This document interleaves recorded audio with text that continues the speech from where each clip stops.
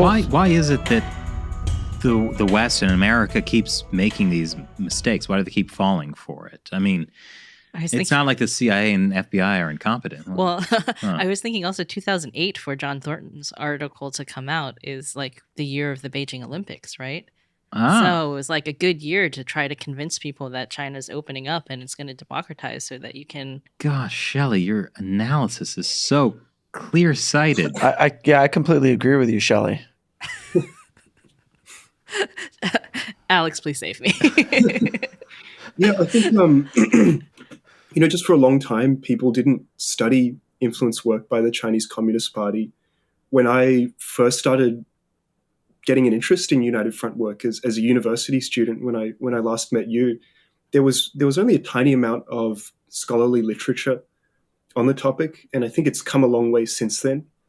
But talking to people who had worked inside the intelligence community, who were there when the PLA was illegally funneling money to the Bill Clinton campaign in 96, who were there in the early Bush years and so on, who were there when China Reform Forum was running these influence operations, they all seemed to share a frustration that these activities hadn't been taken seriously, that China might have kind of been clumsy with influence operations in the 90s, but they clearly improved. And even the stuff they did in the 90s should have been pretty alarming.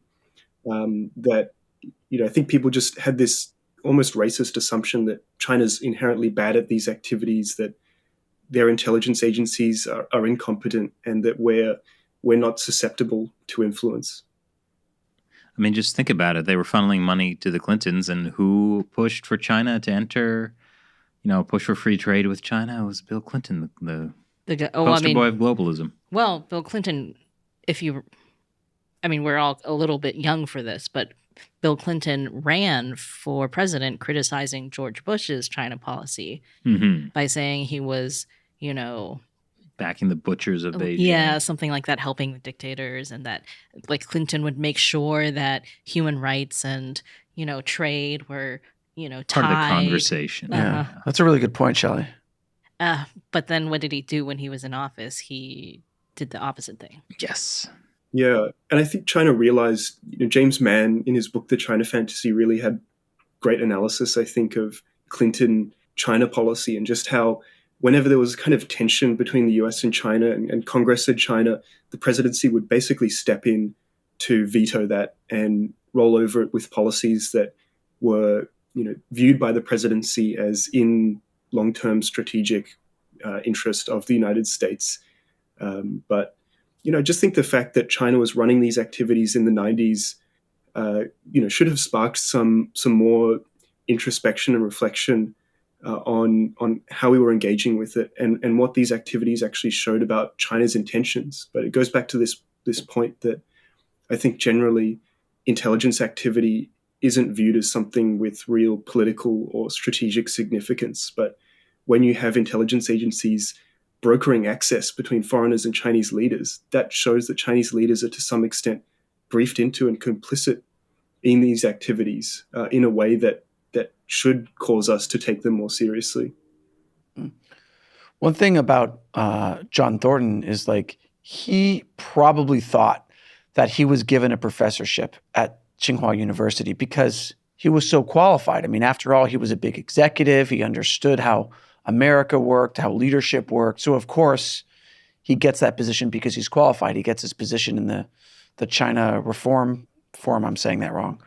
Because he's qualified, right? I mean, isn't that what we all want to believe about ourselves? Yeah, I think it's quite flattering as well to be almost unofficially anointed by China as someone who they trust to be a go-between with the United States, someone who they want to be a kind of China whisperer back in DC.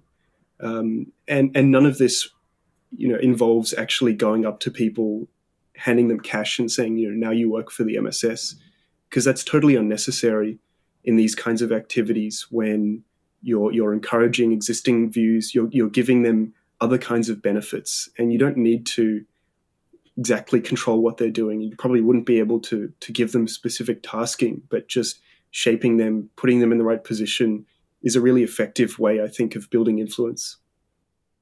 One thing that strikes me about a lot of the things that you're saying is that none of this is really technically illegal, right?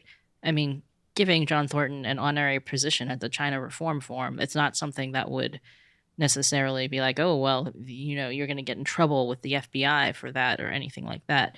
So is that another reason that this is hard for, liberal democracies to track this kind of information? Yeah, I mean, it's not illegal, and it might not have, it might have turned out to be a good thing if not for the fact that China actually wasn't being upfront about its intentions and was moving not in a democratic direction.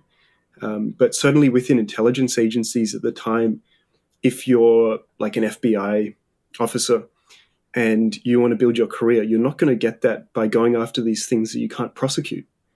You're going to get promotions and medals for catching people stealing secrets, catching people stealing defense information, for stealing economic espionage operations, that sort of thing. But going after political figures is something that is, people want to avoid if possible. It's just messy, and you're not going to be able to get an easy prosecution.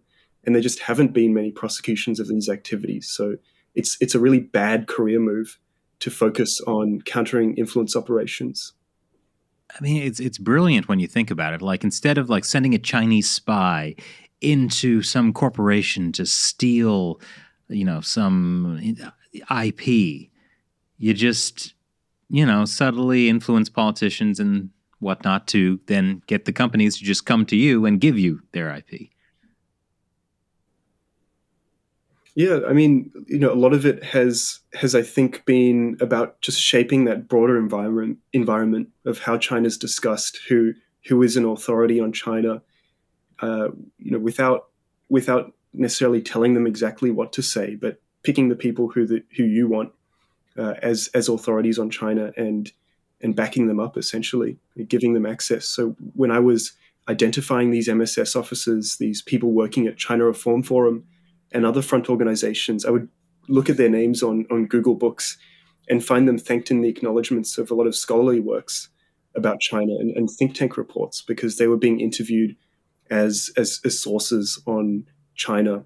They were being extensively quoted in US embassy cables that have been released through WikiLeaks. And they were going and saying things like, a little bit of chicken feed. So, here's the actual date when the National People's Congress is next going to meet. And that's a really nice thing to be able to cable back as a US diplomat in Beijing, but it's ultimately of really no value.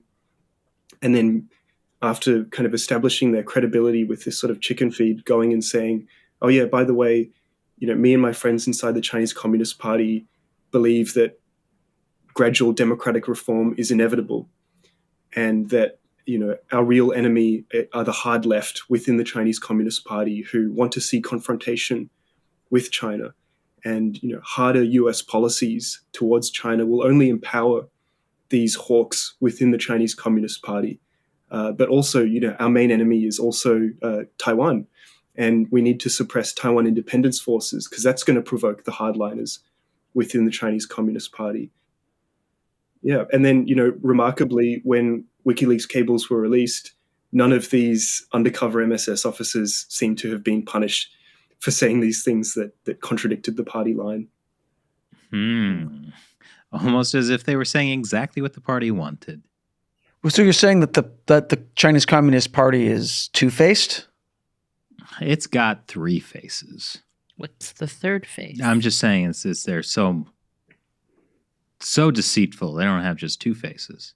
They're just really afraid of losing face. That's right. That's why they have that extra. Collecting faces. Okay. Yeah. So go ahead, Alex. This is part of why I find discussions about factions in China so interesting and challenging, because in China Reform Forum, you had this group of MSS officers successfully presenting themselves to the West as leading figures in a reformist faction of the Chinese Communist Party that was essentially pro-US engagement and pro-reform, pro-liberalization over the long term.